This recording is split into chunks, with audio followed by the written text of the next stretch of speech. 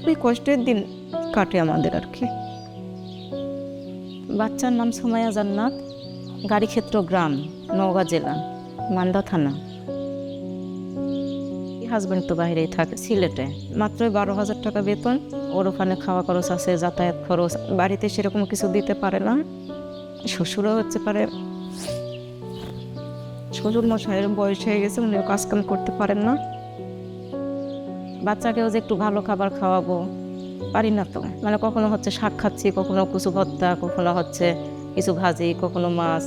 কয়টা হাঁস আছে, কয়টা মুরগি আছে, ডাক্তাররা বলে যে ডিম দুধ খেতে হবে, দুধ তো খাওয়াতে পারি না।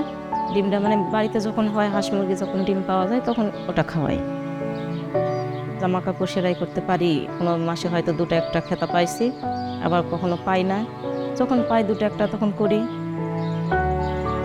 মাটির দেয়াল হলেও কিছু কিছু দেয়াল আবার ভেঙে পড়ে গেছে, ঘরের ভেতর দেয়ালও পড়ে গেছে, আবার হচ্ছে বাইরে যে প্রাচীর থাকে সেটারও ভেঙে পড়ে গেছে। পড়াশোনা খুব ভালো আর খুব আগ্রহ পড়াশোনার দিকে, বলে আমি ম্যাডাম হব।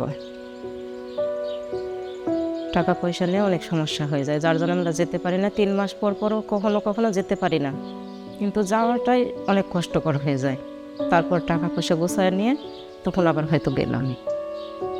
থ্যালাসেমিয়া রোগীর চিকিৎসার্থে জাকাত দান করে এমন দরিদ্র অভিভাবকদের পাশে দাঁড়ান যাদের সামর্থ্য কম কিন্তু সন্তানের প্রতি ভালোবাসা নয়। এই রমজানে বাংলাদেশ থ্যালাসেমিয়া ফাউন্ডেশনের জাকাত ফান্ডে জাকাত দানের মাধ্যমে সাহায্যের হাত বাড়িয়ে দিতে পারেন আপনিও।